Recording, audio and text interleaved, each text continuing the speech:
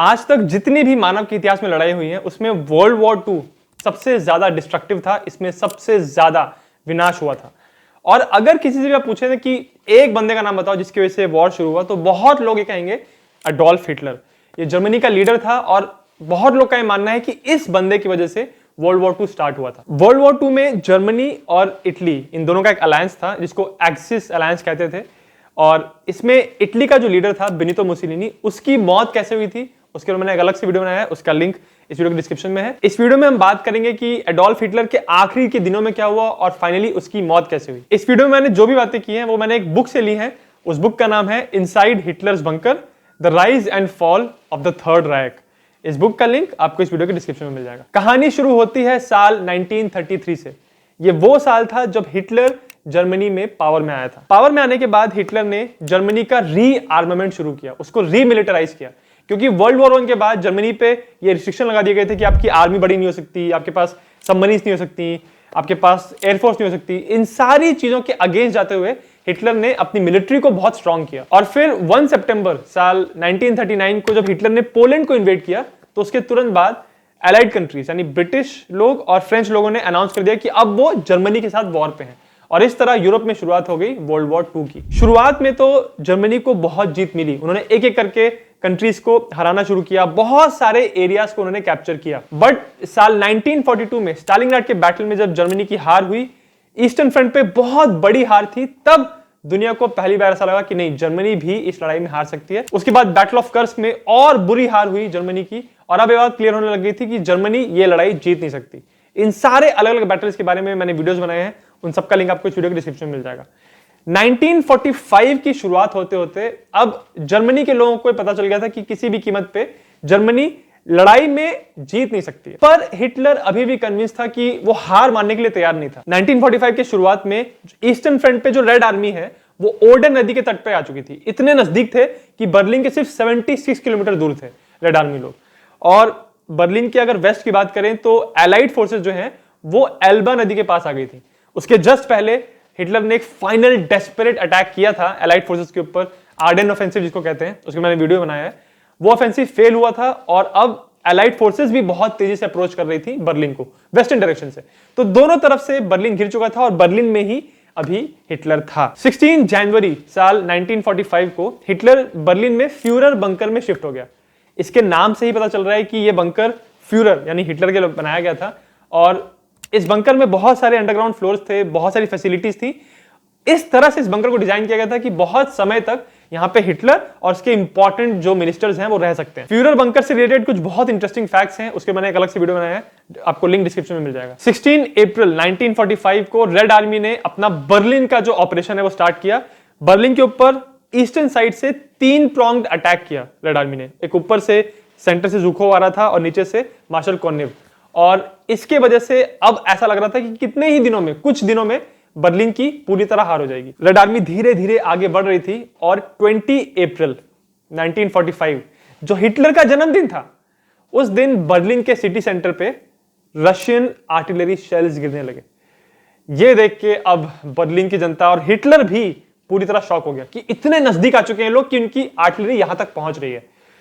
जब उसने अपने कमांडर से पूछा कि क्या हो रहा है, तुम लोग क्या कर रहे हो, तो उसको उन्होंने बताया कि हमारे पास अब लोग ही नहीं बचे हैं, हमारे पास उतना असला ही नहीं बचा है कि हम रेड आर्मी को रोक सकें। ये सब सुनने के लिए हिटलर तैयार नहीं था, वो अभी भी डिनायल में था कि वो हार कैसे सकता है। तो 20 अप्रैल को उसके बर्थडे पे उसको बधाई देने के लिए बहुत सारे उसके लीडर्स आए थे। बट अब सब जानते थे कि लड़ाई तो खत्म होने वाली है, जर्मनी हारने वाला है और हिटलर भी मरने वाला है। बहुत सारे लोगों ने हिटलर को कन्विंस करने की कोशिश की कि आप बर्लिन से निकल जाओ, बट हिटलर का यह मानना था कि लास्ट मोमेंट तक वो बर्लिन में रुकेगा और फाइनली वो अपने आप को मार लेगा। अगले दिन 21 अप्रैल पे बर्लिन के जो आउटस्कर्ट्स थे, बिल्कुल बाहरी बाउंड्री पे सारे रेड आर्मी के टैंक्स पहुंच गए। और अब किसी भी वक्त ऐसा लग रहा था कि कुछ ही घंटों में बर्लिन को वो लोग पूरी तरह कैप्चर कर लेंगे। जब ये बताया गया हिटलर को, तो उसने कहा कि अगर वो इतने नजदीक आ चुके हैं बर्लिन के, तो उसने एक आर्मी डिटैचमेंट स्टाइनर नाम का बनाया था। मतलब एक स्टाइनर नाम का ऑफिसर था, उसके अंदर कुछ ट्रूप्स थे। उसको उसने इंस्ट्रक्शन दिया हिटलर ने कि तुम ये जो रेड आर्मी का अटैक आ रहा है, मार्शल जुखोव जो अपने ट्रूप्स को लेकर आ रहे हैं, उसके नॉर्दर्न फ्लैंक पे अटैक करो।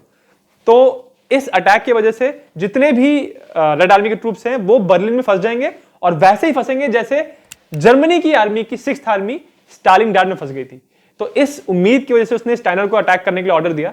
बट 21 अप्रैल को ही उसके मिलिट्री कमांडर्स ने उसको बताया कि स्टाइनर आपका अटैक नहीं कर सकता है। वो इसलिए क्योंकि ना उसके पास अब सोल्जर्स बचे हैं और ना ही उसके पास हथियार बचे हैं, तो वो किस तरह से ज़ुकोव की आर्मी पर काउंटर अटैक करेगा। जब ये बात हिटलर को बताई गई तो हिटलर शांत, और फिर एकदम से उसने चिल्लाना शुरू किया।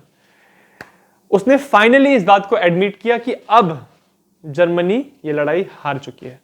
ये पहली बार था जब हिटलर ने पब्लिकली लोगों के सामने इस बात को कहा था कि यहां से हम जीत नहीं सकते। यह बात उसके सारे कमांडर्स के लिए बहुत शॉकिंग थी कि अब इनका लीडर ही हार मान ले रहा है।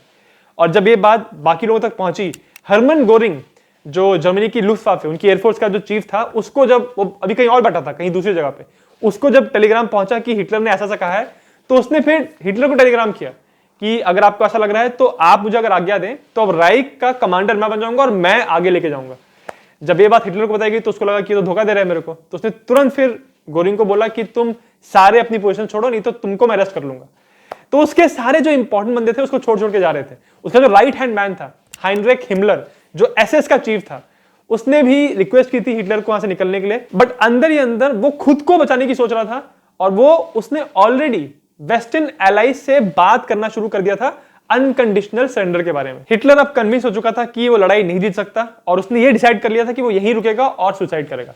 तो उसने एक एसएस के डॉक्टर जिसका नाम वर्नर हास था उसको बुलाया और पूछा कि सुसाइड करने का सेफेस्ट तरीका कौन सा है। डॉक्टर ने उसको बताया कि एक पॉइजन की गोली आप ले सकते हैं और साथ में अगर गोली मार लेंगे तो आप बच नहीं सकते। हिटलर के पास जो पॉइजन वाली दवाई थी वो उसको हिमलर ने भेजी थी और अब हिटलर कन्विंस हो गया था कि हिमलर उसको धोखा दे रहा है, तो उसको लगने लगा था कि शायद ये पिल भी काम ना करे।